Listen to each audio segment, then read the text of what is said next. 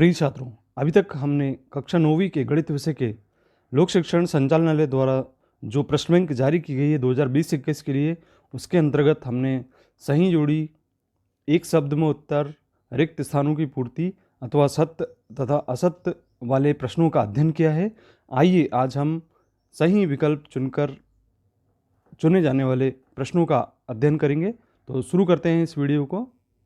तो बच्चों, यहाँ पे सबसे पहला प्रश्न दिया गया है, सही विकल्प चुनकर अपनी उत्तर पुस्तिका में लिखना है। तो यहाँ पे किसी आयत की लंबाई 12 सेंटीमीटर व चौड़ाई 7 सेंटीमीटर है, तो उसका क्षेत्रफल क्या होगा। तो देखिए, आयत का क्षेत्रफल बराबर होता है a गुणित b, अर्थात लंबाई गुणित चौड़ाई, और यहाँ पे 12 गुणित 7 लिखेंगे हम, और 12 सत्ते 84 वर्ग सेंटीमीटर आयत का क्षेत्रफल होगा। तो इस आधार पे हमारा जो विकल्प का आंसर है वो होगा 84 वर्ग सेंटीमीटर, विकल्प सी। इसके बाद अगला प्रश्न है 0.16 में 0.6 जोड़ना है। तो देखिए, इसमें हमको दशमलव के नीचे दशमलव लगाना है, तो हम कैसा लिख रहे हैं उसको ध्यान रखना है, और यहाँ पे संख्याओं को इस तरीके से जोड़ना है आपको। तो 6 जोड़ दिए और 6 में 1 जोड़े 7 हो गया, और 0.76 इसका सही आंसर होगा। इसका मतलब ये है कि विकल्प डी हमारा ऑप्शन सही है। इसके बाद तीसरा प्रश्न है कि यदि त्रिभुज की भुजाएं ए बी सी है, तो हीरोन के सूत्र द्वारा त्रिभुज का क्षेत्रफल कर्णीय s, s minus b, s minus c होता है, जहाँ पे एस का मान होता है। तो इसमें हम जानते हैं कि जो हमारा अर्ध परिमाप है वह ए प्लस बी प्लस सी बटे 2 होता है। तो ये बी ऑप्शन इसका सही होगा। इसका तीसरा प्रश्न हम देख रहे हैं यहाँ पर कि कर्णी 2 निम्नलिखित घात का एक बहुपद है। तो यहाँ पे हमारे पास कर्णी 2 तो लिखा है, लेकिन इसके साथ x नहीं लिखा है, तो x की घात 0 यहाँ पे लेंगे हम। तो x की घात 0 बराबर चूंकि शून्य होता है, तो यहाँ पे घात क्या होगी आप देख रहे हैं कि शून्य होगी, तो बहुपद की घात यहाँ पे शून्य होगी। बी ऑप्शन सही होगा। इसके बाद पांचवा प्रश्न है कि घन का पृष्ठीय क्षेत्रफल वह होता है 6a की घात 2। किसी घटना के घटित होने की संभावनाओं के परिणाम को कहते हैं। तो इसका जो सही आंसर है उसे हम कहते हैं प्रायिकता। डी ऑप्शन सही होगा। अगला प्रश्न है कि 5.439 में 100 का गुणा कर दिया तो मान कितना होगा। तो यहाँ पे दशमलव हटा दिया हमने, तो इसका हमें 3 संख्या है, तो 3 शून्य लगा देंगे, 2 शून्य से 2 शून्य कैंसिल करेंगे, और बटे में 10 है तो एक संख्या छोड़ के यहाँ पे हम क्या करेंगे, दशमलव लगाएंगे। तो दशमलव लगाने पर 5 4 3 543.9 आंसर प्राप्त होगा। इसके बाद अगला प्रश्न है 8वें नंबर का कि 2/5 और 1/5 का योग करना है। तो 2/5 और धन 1/5। हम जानते हैं कि यदि यहाँ पे हर समान होता है, तब इस स्थिति में हम सीधे सीधे जो अंश में राशि दी गई होती है भिन्नों में, वह जोड़ देते हैं। तो 2 और 1 3 हो जाएगा। इसका अर्थ ये होगा कि 3/5 आंसर होगा। अब मूल बिंदु के निर्देशांक, हम जानते हैं मूल बिंदु के निर्देशांक 0 0 होते हैं। बहुत ही महत्वपूर्ण प्रश्न है ये, तो ये विकल्प में जरूर आते हैं इस प्रकार के प्रश्न। 9वां प्रश्न है आपका कि शंकु का आयतन होता है। तो शंकु का आयतन आपको याद रखना है 1/3 पाई आर स्क्वायर एच होता है। प्रश्न क्रमांक 11 जिसमें दिया है कि ऋण 4 4 किस चतुर्थांश में स्थित होगा। तो हम यदि यहाँ पे देखिए एक्स अक्ष और वाई अक्ष यदि बना लेते हैं, तो ऋण 4 अर्थात यहाँ पे हम एक्स अक्ष में चलते हैं, ये ऋणात्मक मान होगा, ऋण 4 यहाँ पे, और 4 तो धन 4 का चलना है, तो इस अक्ष में होगा, और ये प्रथम होती है, ये द्वितीय होती। तो इसका जो सही आंसर है वह है द्वितीय अक्ष में स्थित होगा।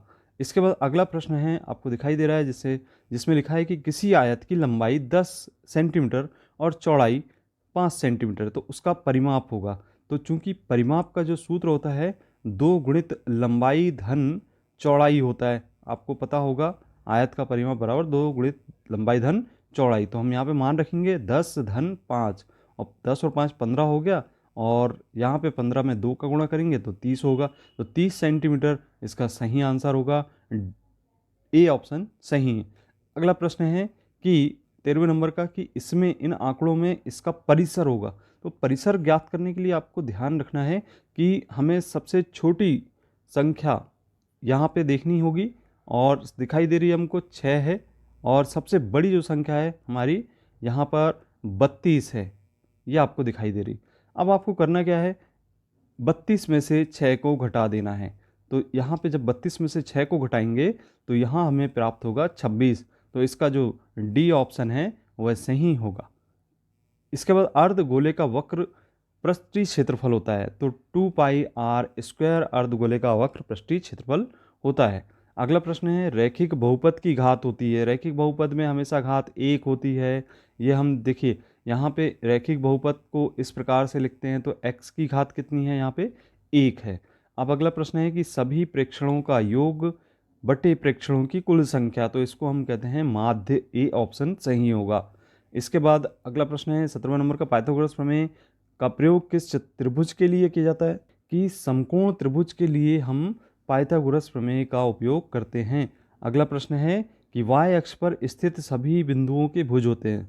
तो अब इसका भी ध्यान रखना है हमें कि जो y अक्ष है उसमें हमारे बिंदु कैसे दर्शाए जाते हैं। जैसे यहाँ पे बिंदु है, ये हमने यहाँ पे दर्शाया कोई बिंदु, तो इस बिंदु को दर्शाएंगे जैसे 2 पे स्थित है, तो 0 x अक्ष होगा और y में कितना होगा, 2 होगा। तो इस तरीके से आप देख रहे हैं कि यहाँ पर भुज तो 0 है ना, तो इसका मतलब ये होगा कि y अक्ष पर स्थित बिंदुओं का भुज कितना होता है, 0 होता है। इसको हम 0y भी लिख सकते हैं, इसके निर्देशांक। अब 20वां प्रश्न है गोले के पृष्ठीय क्षेत्रफल का सूत्र है। तो गोले का पृष्ठीय क्षेत्रफल का सूत्र हम जानते ही हैं, 4πr² होता है। अगला प्रश्न है, इसमें ये हमारे पास एक बहुपद दिया गया है जिसमें अधिकतम घात की बात हो रही है। तो इसकी अधिकतम घात यहाँ पे कितनी आप देख रहे हैं, 7 है। तो इसका आंसर होगा बी ऑप्शन 7। अब हमें 22वां प्रश्न दिख रहा है 90 से 120 का वर्ग चिन्ह है। के लिए हम क्या करेंगे, 90 में 120 को जोड़ देंगे और उसमें हम 2 का भाग दे देंगे। 90 और 120 हो गया 210, और 210 में 2 का भाग दिए तो यहाँ आ गया 105। इसका आंसर ये 105 होगा, बी ऑप्शन सही है। इसके बाद 23वां प्रश्न है कि एक गोले की त्रिज्या 2r है तो उसका आयतन होगा। तो देखिए गोले की त्रिज्या अगर 2r है तो गोले का आयतन होता है 4/3 पाई r की घात 3। अब यहाँ त्रिज्या r के स्थान पे क्या रखेंगे हम, 2r, तो 2r की घात 3 हो जाएगा। तो 2 की घात 3 अर्थात 2 दूनी 4, 4 दूनी 8, और 8 का गुणा काय में करेंगे, 4 में, तो कितना हो जाएगा 32/3। तो इसका जो ऑप्शन होगा, डी ऑप्शन होगा 32/3 पाई r की घात 3। अगला प्रश्न है 24वां, जिसमें हमें भुज का मान बताना है। तो यहाँ पे सबसे पहला जो निर्देशांक होता है इसको हम कहते हैं भुज, और दूसरे वाले को कहते हैं कोटि। तो यहाँ पे जो भुज है हमारा वह है 3। इसके बाद अगला प्रश्न है 25वें नंबर का, जिसमें हमें लिखा है कि x धन x या 2 धन 2 ये कितने पदी है। तो यहाँ पे आप देख रहे हैं कितने पद हैं, 1 2 3। तो इस प्रकार से जो हमारा बहुपद है वह होगा त्रिपदी बहुपद।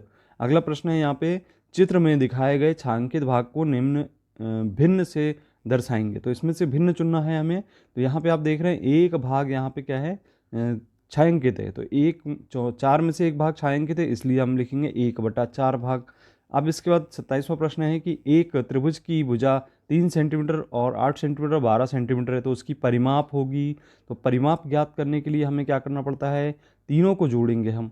तो जोड़ दीजिए आप, 3 धन 8 धन 12, 8 और 3 11, और 12 कितना होगा 23। तो 23 सेंटीमीटर क्या होगी इसकी परिमाप होगी। ये इसका बी ऑप्शन सही होगा। इसके बाद अगला प्रश्न है, प्रश्न दिया गया है 1.89 में से 58 का मान क्या करना है, कम करना है। बड़ी संख्या है तो दशमलव में आएगा आंसर। तो यहाँ पे जो आंसर आप घटाने के बाद प्राप्त करते हैं -5 6 56.11। अब इसके बाद हम यहाँ पे देख रहे हैं 29वां प्रश्न है कि 12 का 1/6 है। तो 12 का 1/6 इसको लिखेंगे 12 गुणित 1/6, 6 दूनी कितना हो गया 12। तो आंसर क्या आ गया आपका 2 आ गया। इसके बाद अगला प्रश्न है 30वें नंबर का, जिसमें लिखा है ए बी और ए सी बराबर हैं। अब यदि यहाँ पे एक आप त्रिभुज बना लें जिसमें ए और बी और ए सी बराबर हैं, ये दोनों भुजाएं कैसी हैं, आपस में बराबर हैं। तो हम जानते हैं कि सम्मुख कोण के सामने वाली भुजा का मान कैसा होता है, कोण बराबर होते हैं। अगर ये कोण इस भुजा के सामने और इस भुजा के सामने सी, तो ये जो कोण है ये भी कितने अंश का होगा, 50 अंश का होगा। इस तरीके से ये हमें ध्यान रखना है। प्रश्न क्रमांक 31, जिसमें लिखा है एक समबाहु त्रिभुज की प्रत्येक भुजा 10 सेंटीमीटर है, तो इसका क्षेत्रफल क्या होगा। क्योंकि हम जानते हैं कि समबाहु त्रिभुज का क्षेत्रफल होता है कर्णी 3/4 भुजा की घात 2। तो यहाँ पे हमने मान रखा कर्णी 3/4, और क्या लिखेंगे 10 गुणित 10। यहाँ पे हम कैंसिल करेंगे, 2 दूनी 4, 2 पंचे 10 और 2 पंचे 10, इस तरीके से 5 25 करनी 3 इसका सही आंसर होगा। तो इस प्रकार से जो ऑप्शन है ए सही होगा, 25 करनी 3 वर्ग सेंटीमीटर। तो बच्चों यहाँ पे अगला प्रश्न है, यहाँ पे 32वां वर्ग अंतराल 90 100 में निम्न वर्ग सीमा है। तो यहाँ पे निम्न वर्ग सीमा आपको मालूम है 90 है, और हम उच्च वर्ग सीमा की यदि बात करते हैं तो वह है 100। तो 90 और 100 में निम्न वर्ग सीमा 90 होगी। इसके बाद 33वां प्रश्न है, एक घन का आयतन 64 घन सेंटीमीटर, तो उसकी भुजा की लंबाई होगी। जहाँ पे देखिए घन का आयतन ज्ञात है, तो घन का आयतन चूंकि हम जानते हैं कि a की घात 3 होता है और a की घात 3 बराबर 64 ज्ञात है। तो यहाँ पे हम ऐसा लिख सकते हैं इसको 4 गुणित 4 गुणित 4 अर्थात 4 की घात 3, यहाँ a का मान होगा 4 के बराबर। तो ये जो भुजा की लंबाई होगी 4 सेंटीमीटर। इसके बाद अगला प्रश्न है, एक सिक्के को एक बार उछालने पर पट आने की प्रायिकता। तो एक सिक्के को जब उछालते हैं तो उसमें कुल परिणामों की संख्या होती है 2, और उसमें पट कितने हैं, 1 है। इसका मतलब ये हुआ कि जो प्रायिकता होगी अनुकूल परिणामों की संख्या बटे कुल परिणामों की संख्या 1/2 होगी। इसके बाद अगला प्रश्न है, वर्ग के परिमाप का सूत्र है। वर्ग यहाँ पे आप देख रहे हैं वर्ग का परिमाप होता है 4a। इसके बाद अगला प्रश्न है कि एक त्रिभुज के दो कोण 30 व 60 अंश है। तो चूंकि त्रिभुज के अंतः कोणों का योग 180 अंश होता है, तो यहाँ पे एक कोण ज्ञात नहीं है। यदि a कोण 30 है और b 60 है तो c का मान हमको ज्ञात करना है। हम योग करके घटा दें तो यहाँ पे 90 होगा, 90 घटा दें तो कोण c का मान प्राप्त हो जाएगा, यानी 90 अंश हमें उस कोण का मान प्राप्त होगा। अगला प्रश्न है, एक घात वाले बहुपद को कहते हैं, जिसकी घात 1 होती है उस बहुपद को हम कहते हैं रैखिक बहुपद, यानी ए एक्स धन बी, इसका व्यापक रूप होता है। इसके बाद अगला प्रश्न है कि 38वां प्रश्न में घन के आयतन का सूत्र है। यहाँ पे a की घात 3 होगा। अगला प्रश्न है, वर्ग अंतराल 10 से 20, 20 से 30 में संख्या 20 निम्नलिखित वर्ग में सम्मिलित है। तो यहाँ पे 20 को हम सम्मिलित करेंगे 20 से 30 के अंतर्गत। यहाँ पे हम 10 से 20 में सम्मिलित नहीं करेंगे, तो हम काय में करेंगे 20 से 30 में, तो बी ऑप्शन सही होगा। इसके बाद त्रिभुज के तीनों अंतः कोणों का योग होता है, हम जानते हैं कि 180 होता है, तो सी ऑप्शन सही है इसका। अगला प्रश्न है 41 नंबर का, एक्स अक्ष पर स्थित सभी बिंदुओं की कोटि होती है। यहाँ पे एक्स अक्ष, यहाँ पे देखिए आप, यहाँ पे एक्स अक्ष के जो निर्देशांक हैं उसको हम x0 से डिनोट करते हैं। तो यहाँ पे कोटि कितनी है 0 और भुज x है, तो यानी हमें यहाँ पे कोटि का मान लिखना होगा 0 होगी, तो ए ऑप्शन सही होगा। इसके बाद 42वां प्रश्न है, एक वर्ग की भुजा 5 इकाई की है तो इसका परिमाप होगा। तो हम जानते हैं कि वर्ग की परिमाप बराबर होता है 4 गुणित भुजा, यानी 4 गुणित कितना हो जाएगा 5, 20 सेंटीमीटर होगी। ठीक, तो यहाँ पे अपना ए ऑप्शन सही होगा। प्रश्न क्रमांक 43वें प्रश्न में हम देख रहे हैं कि 2/5 और 15/7 लिखा हुआ है, तो हम यहाँ कैंसिल कर दें 5 से 15 को 3 बार, तो 3 दूनी 6/7 इसका आंसर सही होगा। अगला प्रश्न है आपका, एक 12 मात्रा बंटन में एक वर्ग का मध्य बिंदु 10 है, उसकी चौड़ाई 6 है, इस वर्ग की सीमा होगी। तो 12 मात्रा बंटन में मध्य बिंदु 10 है और उसकी चौड़ाई 6 है, तो वर्ग की सीमा यहाँ पे कितनी होगी 7 होगी। ठीक, तो इस ऑप्शन को सही लगाएंगे हम। 45वां क्वेश्चन है, एक घन का कुल पृष्ठीय क्षेत्रफल 96 वर्ग सेंटीमीटर। ध्यान से देखेंगे आप इसको, यहाँ पे पृष्ठीय क्षेत्रफल की बात हो रही है, तो पृष्ठीय क्षेत्रफल का सूत्र होता है 6a² बराबर 96।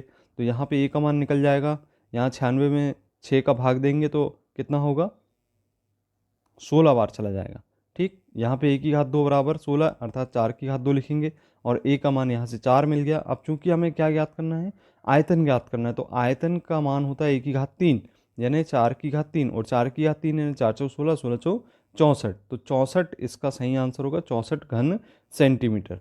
इसके बाद 7/11 और 2/11 का मान होगा। हमने पहले ही बताया आपको कि यहाँ पे 11 इसका एलसीएम हो गया, और 7 ऋण 2 सीधा सीधा लिख दे, 7 में से 2 घटा दे तो 5/11 हो गया। तो यहाँ पे जो हर है बराबर होने पर इस स्थिति में हमें हल करना होगा। 5/11 ऑप्शन हमारा सही होगा, तो ए ऑप्शन सही है 5/11। 47वां प्रश्न है, शून्य ऋण 7 स्थित है। तो यहाँ पे आप शून्य ऋण 7 किसी न किसी अक्ष में स्थित होगा।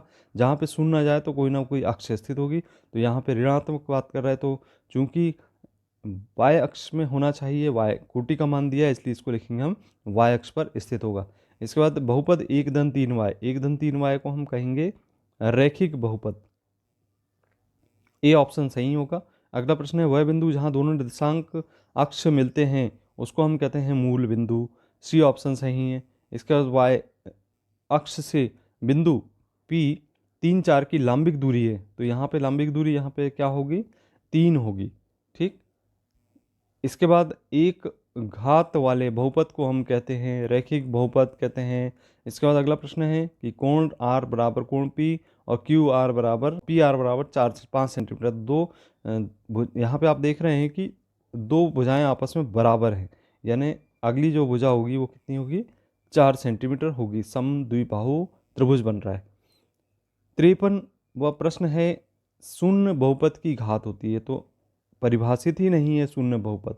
ठीक। इसके बाद इसमें अगला प्रश्न है, आयत का प्रत्येक कोण होता है, तो आयत का प्रत्येक कोण हम जानते हैं कि 90 अंश का होता है, ये ऑप्शन सही होगा। इसके बाद समान आकार एवं समान आकृति वाली जो आकृतियां होती हैं उसको हम सर्वांगसम आकृतियों के रूप में पहचानते हैं।